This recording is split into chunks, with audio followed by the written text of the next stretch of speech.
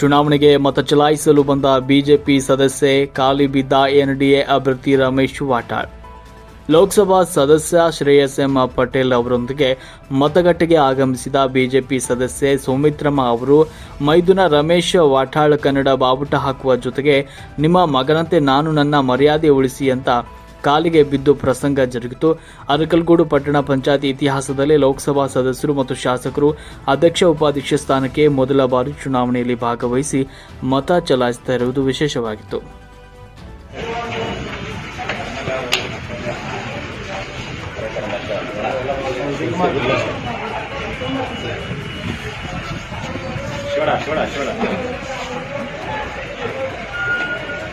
sir ಇವೆಲ್ಲ ಮಾಡಬಾರ್ದು election